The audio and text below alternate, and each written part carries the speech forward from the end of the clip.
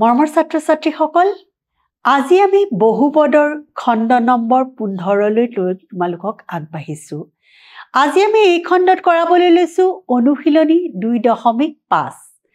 আহাচোন আমি গণিতৰ মাজলৈ যাওঁ। যোৱা ক্লাছত আমি উৎপাদক বিশ্লেষণৰ বিভিন্ন অভেদসমূহৰ বিষয়ে পঢ়িছিলো আৰু অভেদসমূহ উৎপাদক বিশ্লেষণৰ ক্ষেত্ৰত আমি প্ৰয়োগো কৰিছিলো। এইবাৰ আমি আৰু অনুশীলনীৰ মাজলৈ যাওঁ আৰু অনুশীলনীৰ অংকবোৰ কৰিবলৈ চেষ্টা কৰোঁ। আহা, এইবাৰ আমি প্ৰথম প্ৰশ্নটো চাওঁ। তলৰ পূৰণফলকেইটা নিৰ্ণয় কৰিবলৈ উপযুক্ত অভেদ ব্যৱহাৰ কৰা। য'ত যিটো অভেদ আমি সেইটো ব্যৱহাৰ কৰিব লাগিব। আমি দেখিছোঁ ইয়াত আছে x + 4 আৰু x + 10। ইয়াতে প্ৰথমটো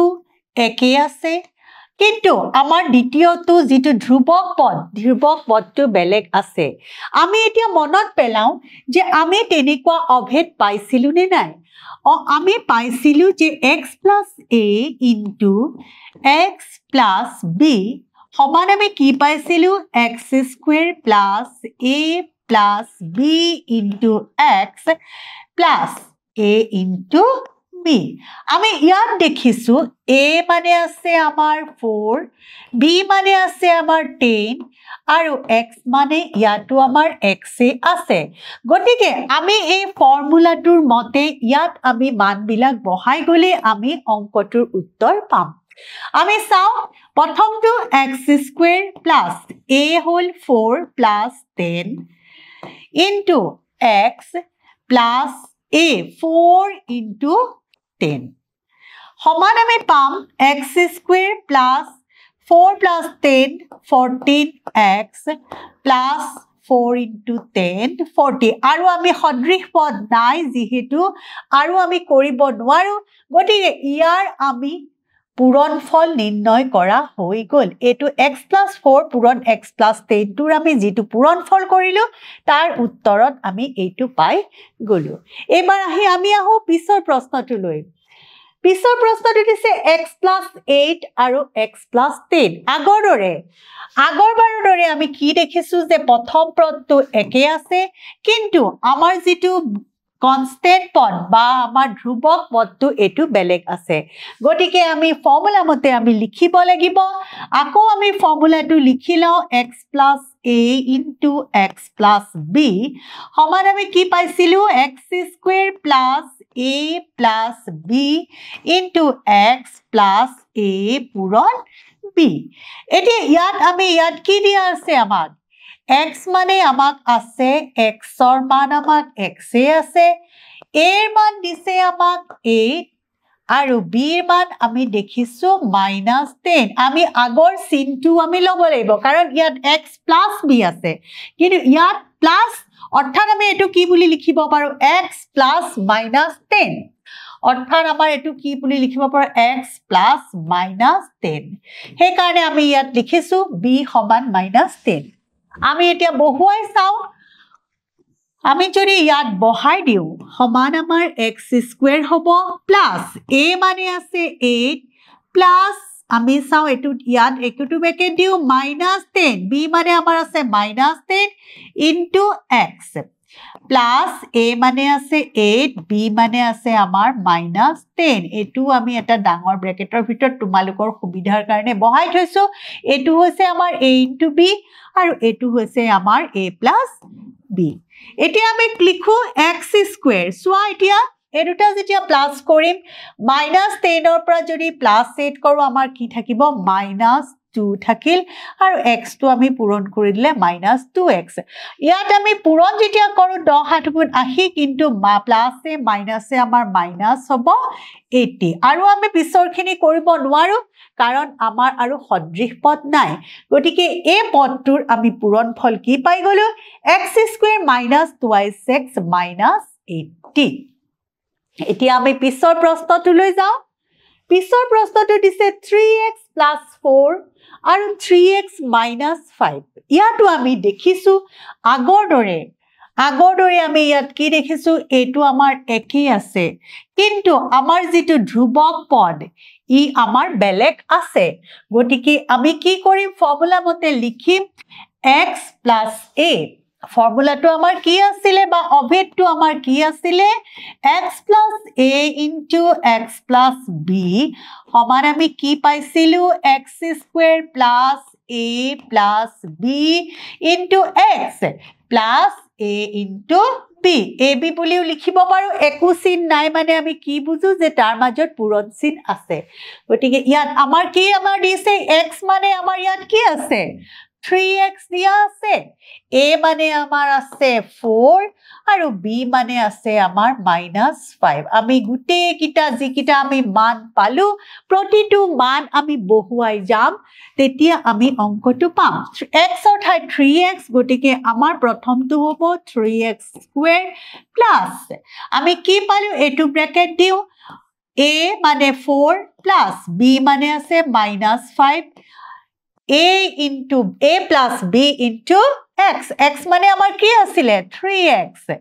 minus plus আমাৰ a into b a মানে আছে আমাৰ 4 আৰু b মানে আছে -5 আমি এটো আমি একেটাকে বেকেটত লিখো এটো আছিল আমাৰ a into b হয়নে আৰু এটো আছিল আমাৰ a plus b into x এটো এতিয়া আমি লিখো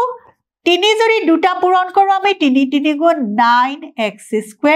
ইয়াত সোৱা -5 ডাঙৰটোৰ আগত মাইনাস আছে সৰুটোৰ আগত প্লাস আছে গতিকে আমাক আগত কি হ'ব -5 ৰ পৰা +4 গলে আমাৰ থাকিব 1 ইনটু এফালে আমাৰ কি থাকি গৈছিলে 3x আকৌ ইয়াত সোৱা 5 4 গুণ 20 কিন্তু এই মাইনাসে প্লাসে ইয়াত হ'ব মাইনাস গতিকে আমাৰ হৈ গল 5 4 গুণ 20 অৰ্থাৎ আমি কি পাই গলো 9x² - 3x মাইনাস আমি পাই গলো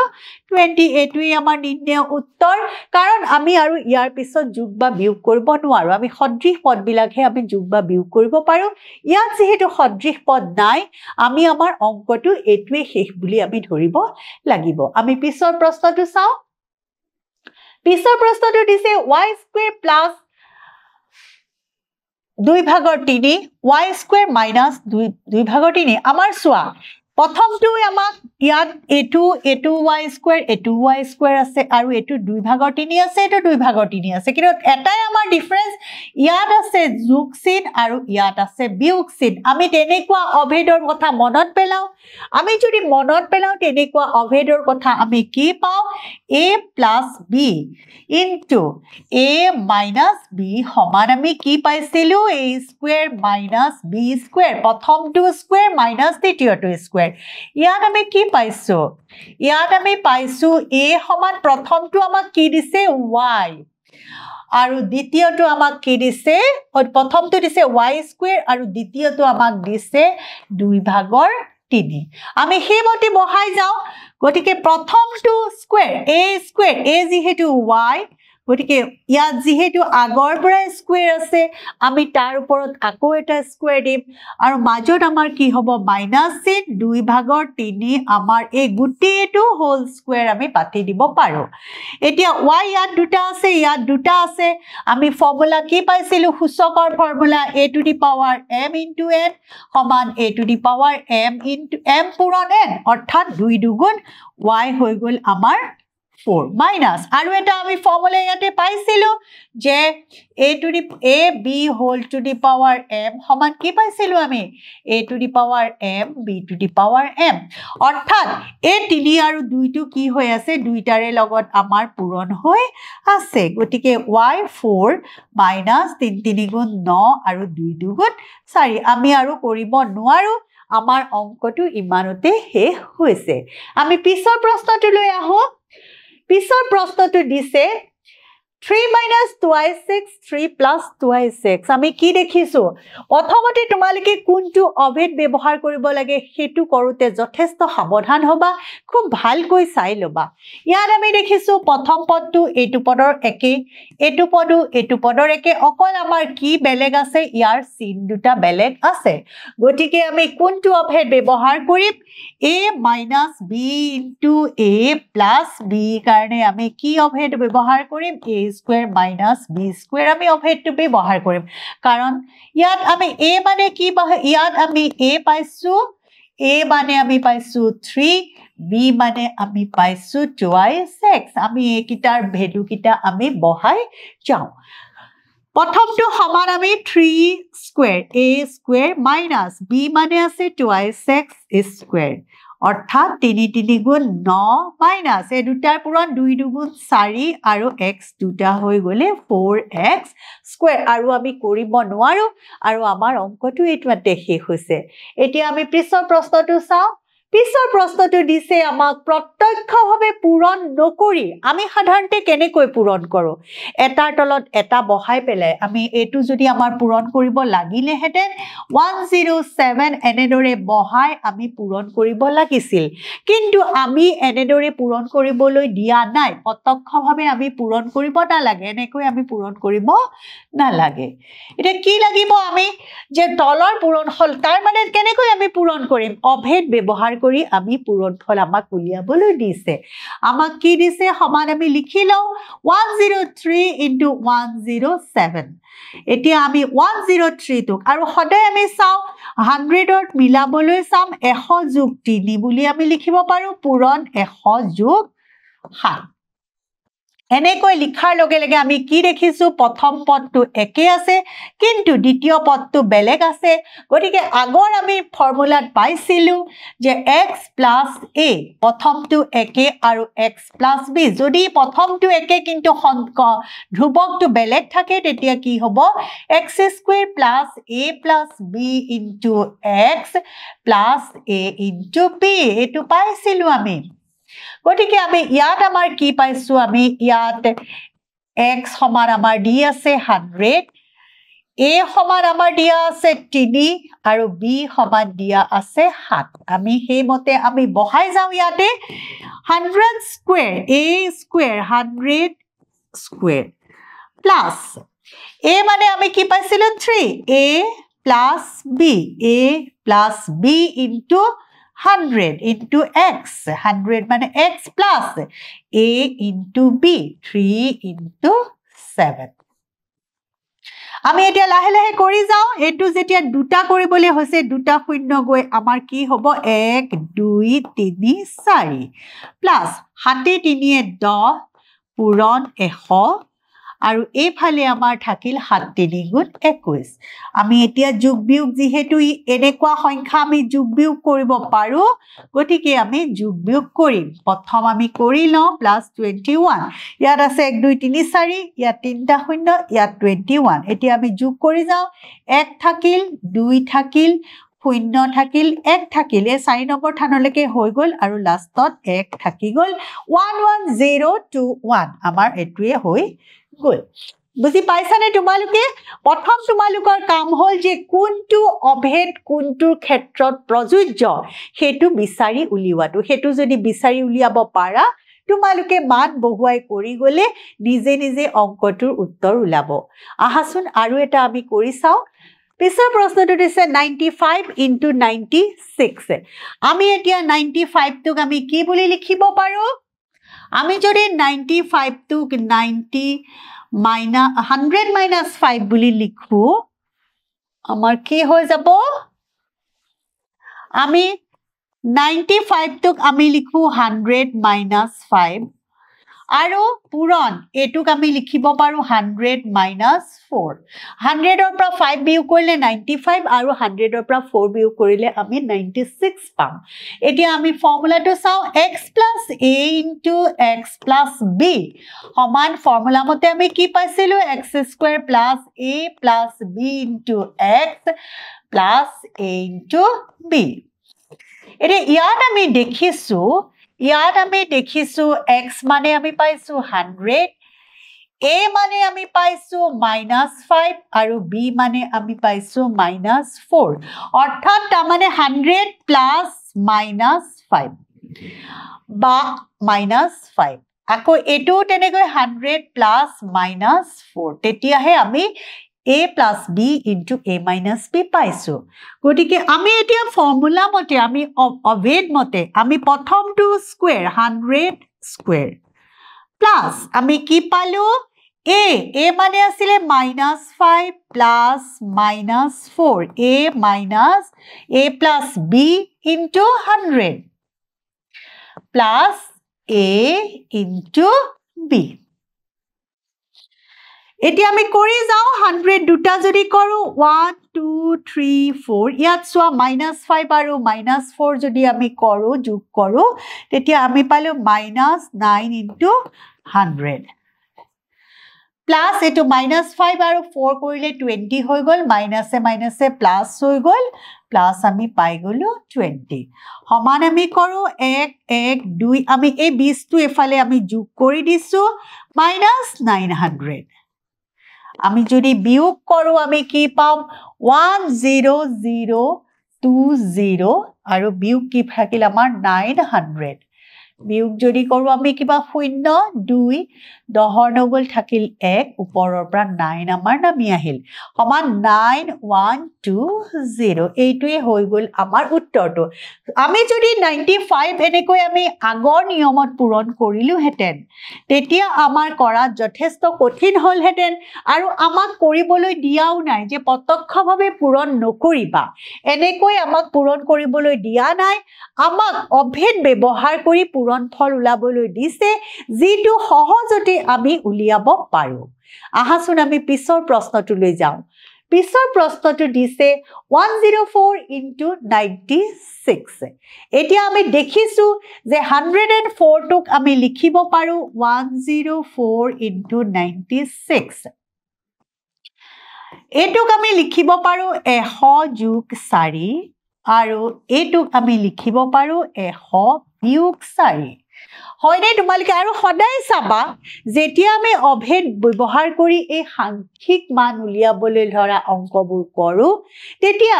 আমি শূন্য থকা সংখ্যা লবলৈ আমি চেষ্টা কৰিম যাতে আমাৰ ক্যালকুলেশন বা গণনা কৰাত আমাৰ সুবিধা হয় এটো যদি আমি ধৰা 90 যোগ 6 দিলু হেতেন বা তেনেকৈ আমি দিলু হেতেন তেতিয়া আমাৰ কৰিবলৈ দিগদাৰ হল হেতেন গতিকে আমি 100 বা 10 বা 0 থকা সংখ্যাবিলাক আমি ৰখাম যাতে আমাৰ গণনা কৰাত সুবিধা হয় এতিয়া আমি দেখিছো প্ৰথমটো একে দ্বিতীয়টো একে মানত আমাৰ এটাই মাত্ৰ চিনটোৰহে হলনি হৈ আছে গতিকে আমি কি লিখিব লাগিব x plus a into x minus a সমান আমি কি পালো x square minus a square এটো হৈ গল ফৰ্মুলা ইয়াত x সমান আমাক দিছে 100 আৰু a সমান আমি কি পাই গৈছো 4 পাই গৈছো গতিকে আমি হেমতে আমি লিখি দিও প্ৰথমটো 100 square minus 4 square অৰ্থাৎ আমি শূন্য দুটা থাকিলে 4টা পালো আৰু 4 4 গুণ 16 আমি যদি বিয়োগ কৰো বিয়োগটো কৰোতেও তোমালোক সাৱধান হবা কেতিয়াও দৌৰাদৌৰি নকৰিবা 10ৰ 6 গল থাকিল আমাৰ 4 9ৰ 1 গল 8 আৰু ইফালে 9 আহিল ইফালে 9 আহিল সমান 9984 আমাৰ উত্তৰটো হৈ গল পিছৰ প্ৰশ্নটোলৈ আমি যাওঁ পিছৰ প্ৰশ্নটো দিছে উপযুক্ত অভেদ ব্যৱহাৰ কৰি উৎপাদক বিশ্লেষণ কৰা আমি উৎপাদক বিশ্লেষণৰ কথা আগতে শিকি আহিছো উৎপাদক বিশ্লেষণ হল যে বহুপদৰ পূৰণফল হিচাপে এইটো এটা বহুপদ এই বহুপদটোক আমি দুটা বহুপদৰ পূৰণফল হিচাপে প্ৰকাশ কৰিব লাগে আৰু তাকে আমি কওঁ উৎপাদক বিশ্লেষণ আমি এইটো অভেদৰ সহায়ত কৰিব লাগিব আহাচোন আমি কৰি চাওঁ কোনটো অভেদত এই মিলে ইয়াত দিছে আমাক 9x square plus 6xy plus y square এতিয়া আমি দেখিছো যে 9x square ইয়াত আমি 3 দুটা কৰিলে 9 আৰু 3x square আমি লিখিব পাৰিলো আৰু পিছৰটো আমি সেনেকৈ চাও এটুকু আমি এটু এটা স্কয়াৰ লিখিব পাৰিলো এতিয়া a square plus b square মাজত যদি আমি 2xy লিখিব পাৰো তেনেহলে আমি বস্তুটো মিলাব পাৰিম সোৱা 2 পূৰণ a 3x পূৰণ y এটো যদি বহাও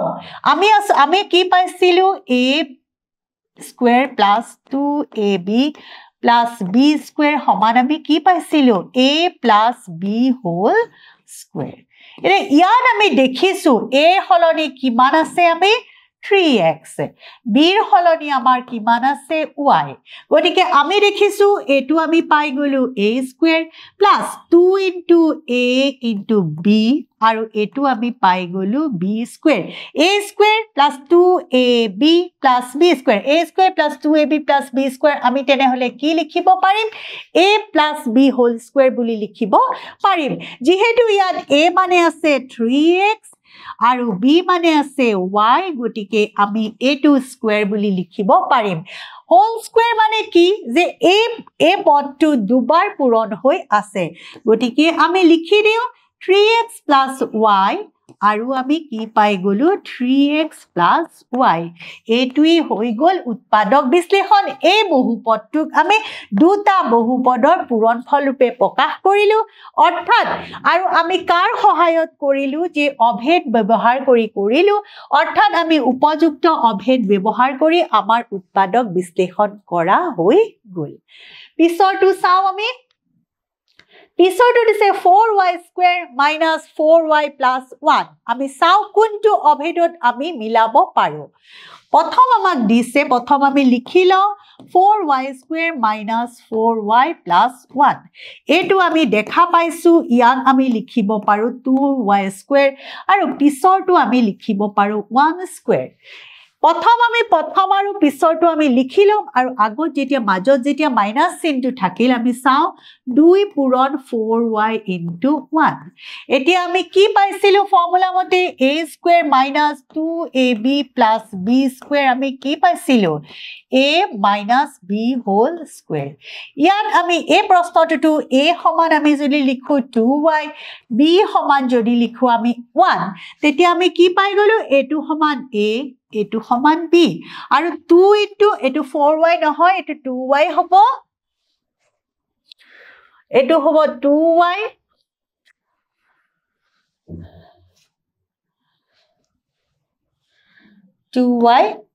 2y মানে a আৰু এটো হৈ গল b গটিকে আমি কি দেখিলো a² - 2ab + b² a² - 2ab + b² দেখাৰ লগে লগে আমি কি লিখি দিব পাৰো যে a - b whole square a মানে আমি লিখি দিম 2y আৰু -1 হোল স্কয়াৰ এটো যেহেতু আমাৰ দুবাৰ পূৰণ হৈ আছে গটিকে আমি কি লিখিব লাগিব 2y - 1 আৰু 2y - 1 অৰ্থাৎ আমি এই বহুপদটোক দুটা বহুপদৰ আমি পূৰণফল ৰূপে প্ৰকাশ কৰিলো অৰ্থাৎ আমি উৎপাদক বিশ্লেষণ কৰিলো এবাৰ আমি পিছৰ প্ৰশ্নটো লৈ যাও পিছৰ প্ৰশ্নটো দিছে x² - y² / 100 আমি চাও কিহত আমি মুলাব পাৰো x² - y² / 100 আমি এটুক দেখিছো এটা আৰু এটুক আমি y/10 হোল স্কয়াৰ বুলি লিখিব পাৰো কাৰণ y দুটা কৰিলে y² আৰু 10 দুটা কৰিলে 100 হৈ গল এতিয়া a² - b² আমি কি পাইছিলো ফৰ্মুলা মতে a² - b² সমান a plus b আৰু a minus b আমি দুটা এটো এটা বহুপদ তাক দুটা বহুপদৰ পূৰণফল ৰূপে ৰখা কৰাৰ আমি অভেদ পাইছিলো আৰু ইয়াত আমি কি দেখিলো যে a সমান আমি পাইছো ইয়াতে x আৰু b সমান আমি পাই গৈছো 10 ভাগৰ y গটিকে আমি ইয়াত লিখি দিও যে x minus 10 ভাগৰ y এটা মাইনাসত আহিব আৰু এটা আহিব প্লাসত অৰ্থাৎ এই বহুপদটোক আমি দুটা বহুপদৰ পূৰণফল ৰূপে প্ৰকাশ কৰা হৈ গল মৰমৰ ছাত্ৰ ছাত্ৰী সকল আমি 2.2.5 অনুশীলনীৰ আজি ইমানখিনি অংক কৰিছো আমি পিছৰ ক্লাছত 4 নম্বৰ প্ৰশ্নৰ পৰা আৰম্ভ কৰিম তোমালোকেও মোৰ লগত কৰিবা ধন্যবাদ